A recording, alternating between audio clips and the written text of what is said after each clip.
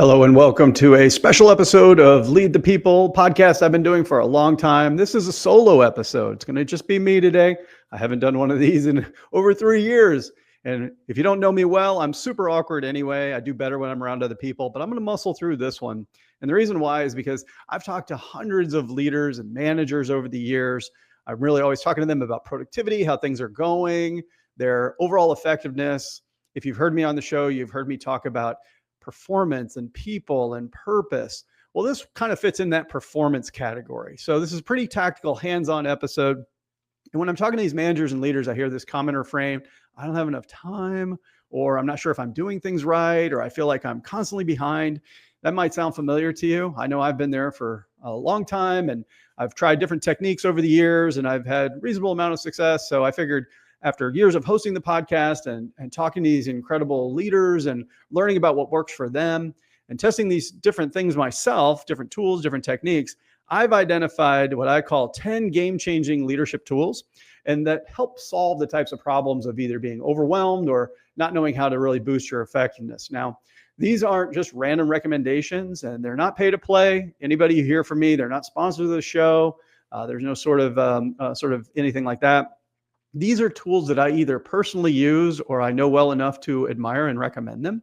And I'm going to include a link to each in the show notes. So this is kind of like you're looking over my shoulder at my desktop at the different types of tools and techniques that I use throughout my day-to-day, things that really help me try to perform at my best as a leader. So I'm sharing my leadership toolkit with you. That's the way to think about that. And these are the tools that are going to give you back your time. They're going to boost your confidence. They're going to help you really show up for your team as best you can and really be the type of leader that they deserve. So I'm going to split this into 5 tools today, and then I'm going to show 5 more tools, I should say, next week. So this is my 10 tools of the leadership trade.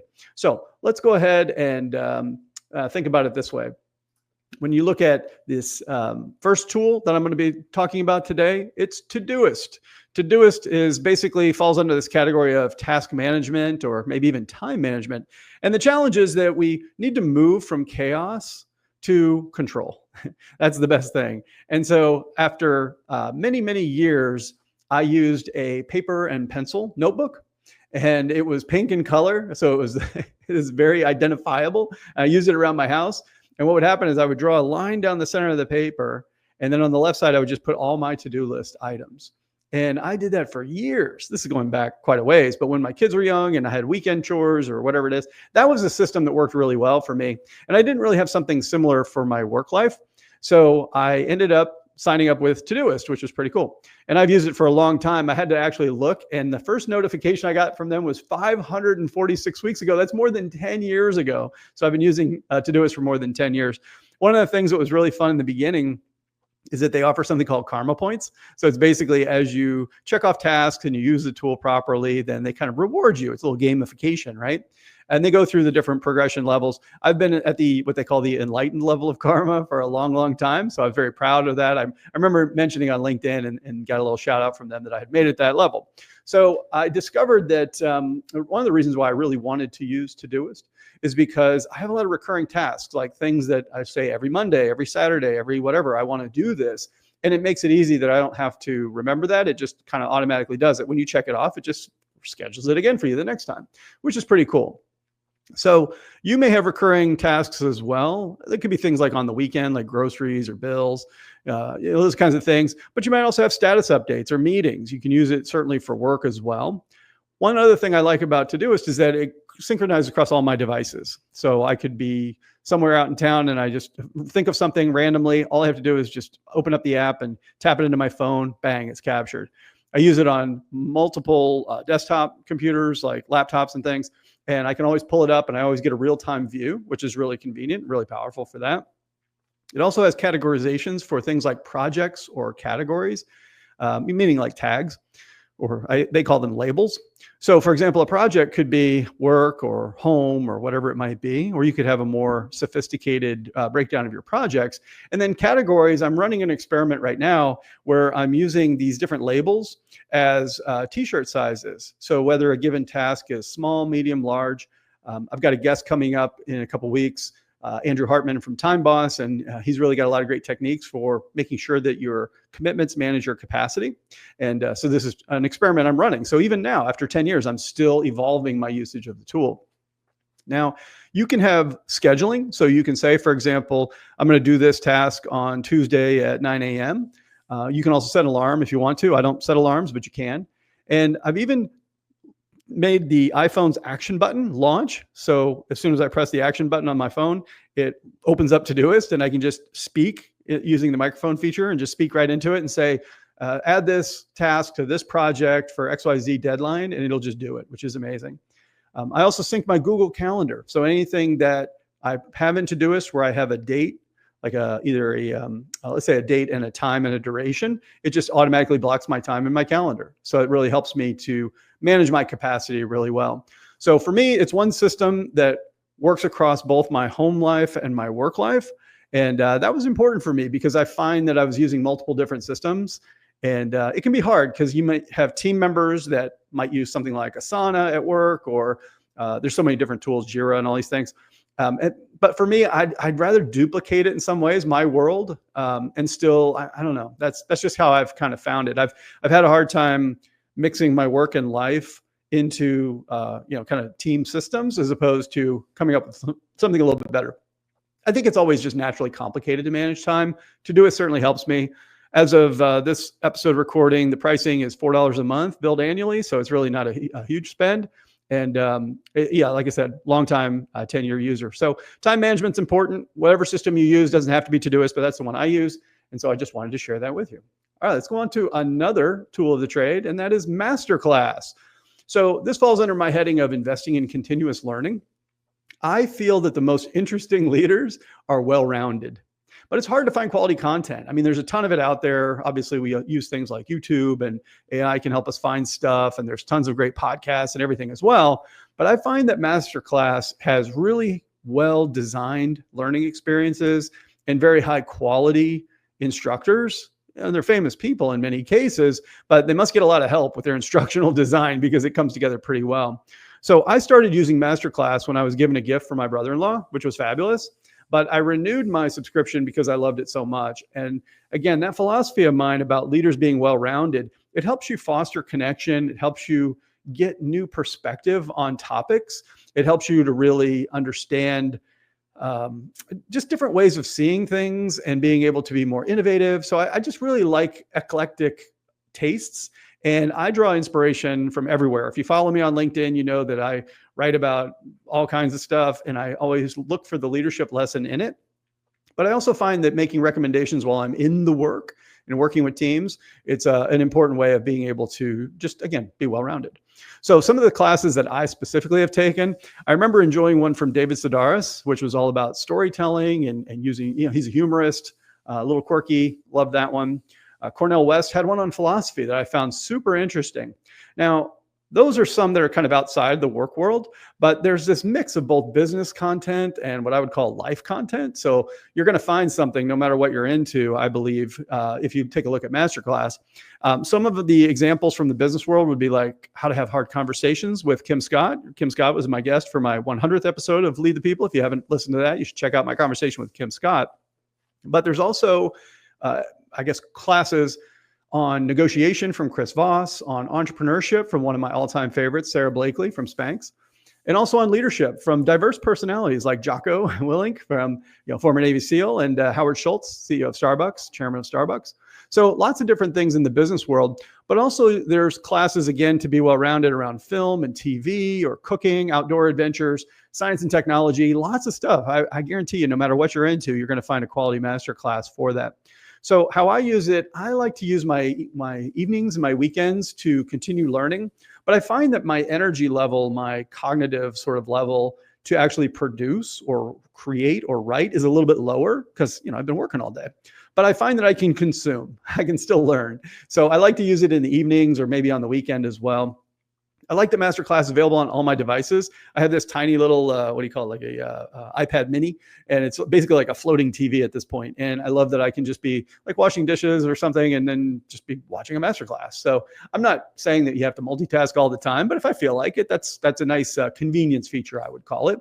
And you can bookmark future courses so you can kind of build your own curated playlist like that. And again, with that balance across your business life and your life, that's pretty cool. At this writing, I think that the Plus subscription is $15 a month for 2 devices. So that would get you, for example, an iPad mini in your laptop or whatever. And then premium is $20 a month and 6 devices up to. So that's pretty good.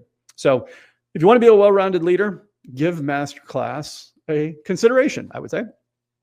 Let's shift gears to the third tool of the trade, which is Spring Health. So this is all about your own and your team's mental health. I think that it's very clear that mental health issues are skyrocketing. The levels of burnout, isolation from remote work, post-pandemic work, just the pace of work, the change, disruptions left and right. It's really leaving us raw, I would say. And in many cases, I find that our natural wiring in our brains is being overwhelmed by just this constant barrage of stimuli. So there's a lot of reasons for it. But if we go back to what our responsibility is inside of organizations, companies need to be proactive, but most unfortunately are reactive. Now, I'm fortunate. I work with the Predictive Index.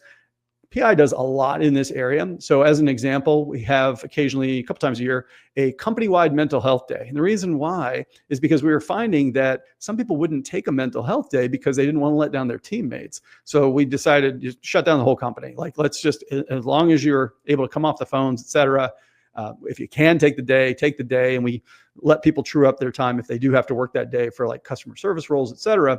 But that company-wide mental health day is important. We also train managers to spot the warning signs when somebody might be taxed, need a little bit of a break. We try to develop trust and safety to be able to have that type of a conversation. And also for all employees, we encourage healthy boundaries. Tell us how you need to shift your schedule. Tell us how you need to, flex your time if you're going through some things. And so I consider myself very fortunate that I work for an organization that prioritizes mental health in that way. In terms of my own personal practice, I've had a robust meditation practice for many years. I have quiet reflection time in the morning. James Clear would call it your morning stack. My morning stack, I'm very happy with. I think it insulates me a little bit to what comes for the rest of my day.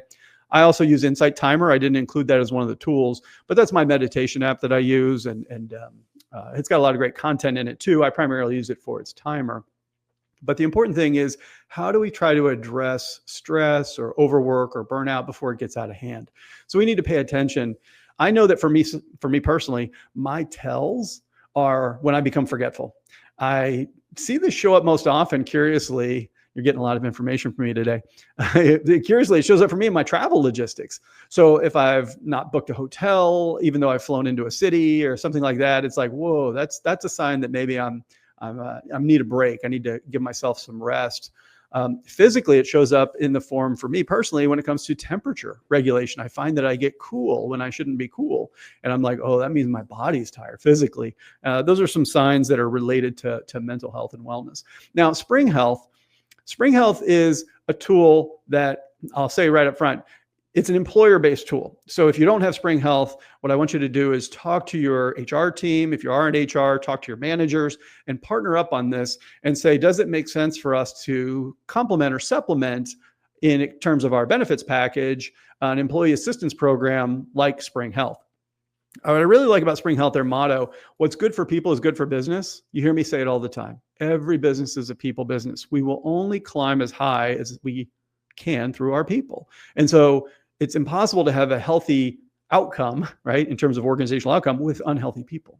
So this is great, I think, Spring Health is for companies that aren't quite as progressive as PI perhaps and doing a lot of homegrown things, but they want to do something positive for their employees.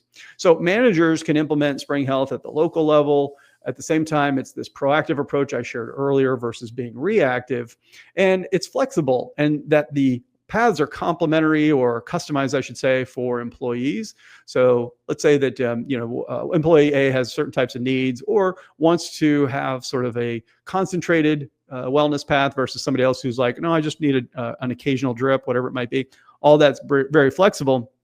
And on the employer side, Spring Health offers a lot of ROI transparency into the overall effectiveness of the investment and of the programs. So again, we can't have healthy organizations if we have unhealthy people. So if you don't have a plan today, or if you're not really sending that message through the way that you're managing people, then partner up with HR. If you are in HR, partner up with your managers and talk about building this culture that prioritizes mental health.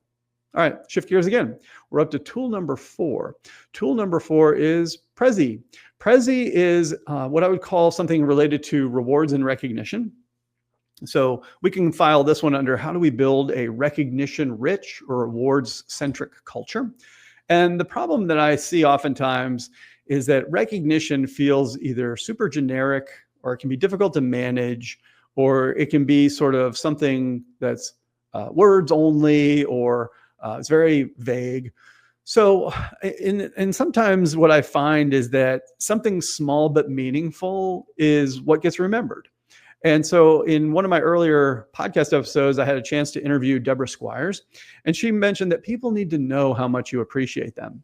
And instead of giving like a spot cash bonus, for example, which is a great thing to do as well, or even just a recognition in front of the company, we should do all those things.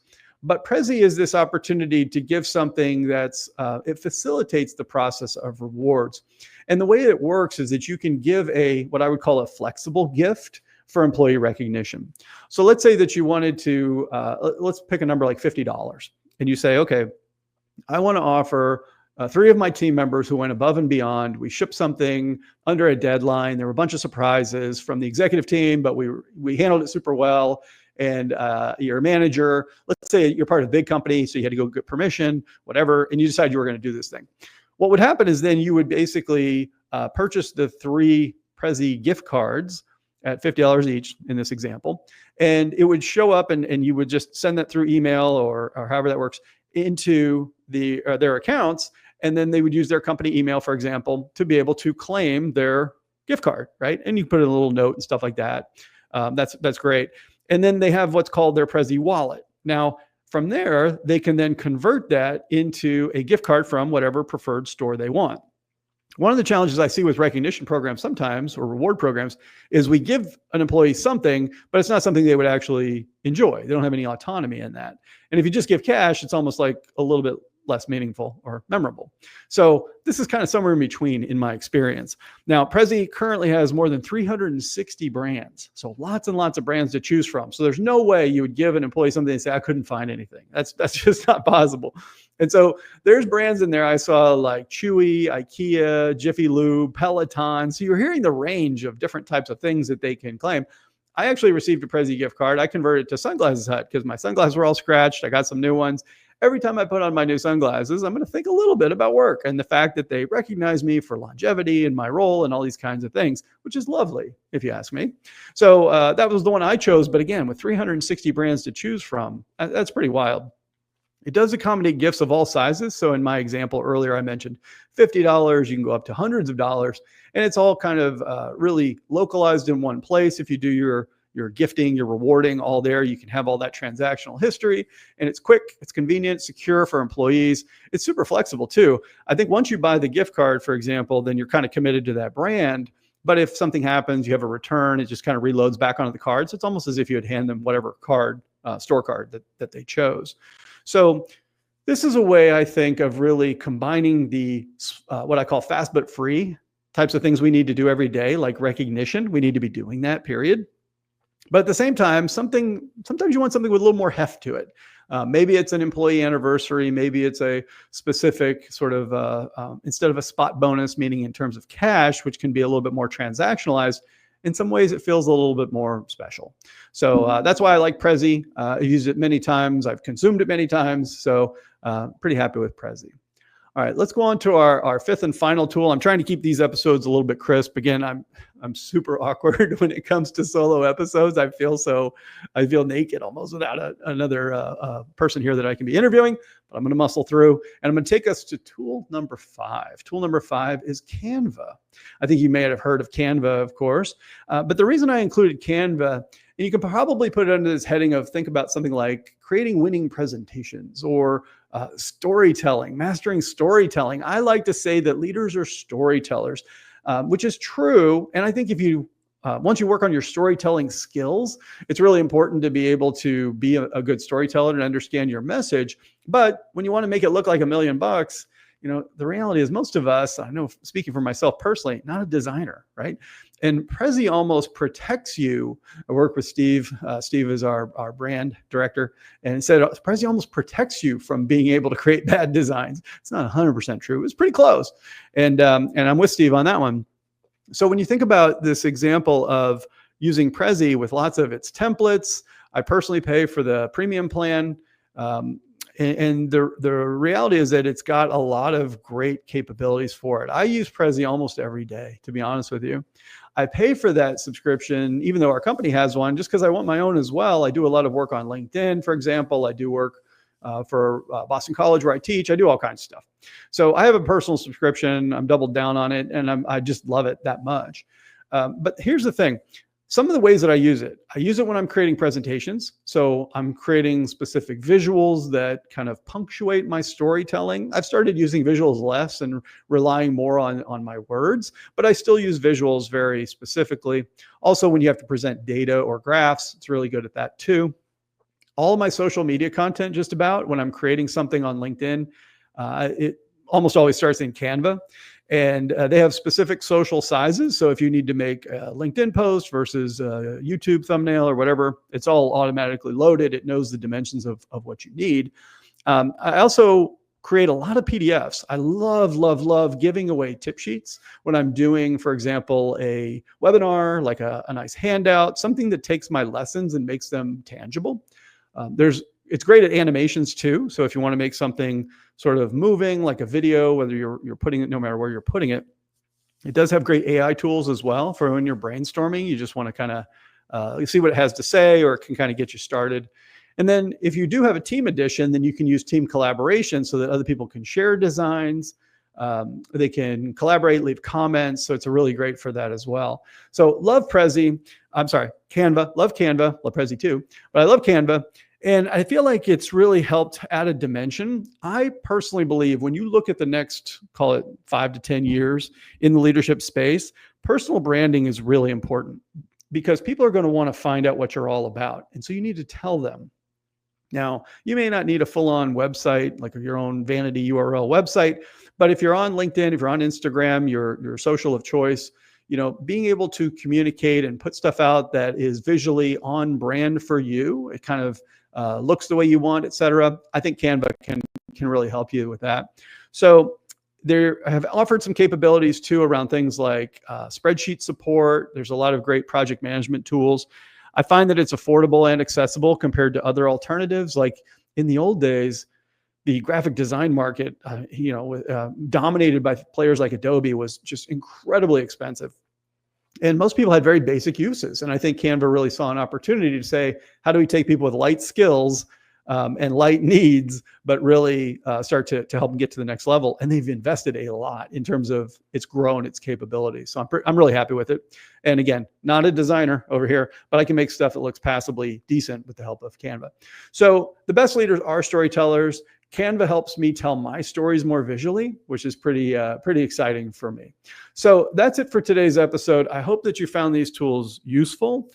Those are the first 5 of my 10 tools of the leadership trade. So remember that I'm going to have links for you in the show notes for all of those tools and the next section as well. Reach out if you have any questions at all about how I use these tools. Again, I use them, or I know enough about them to recommend them.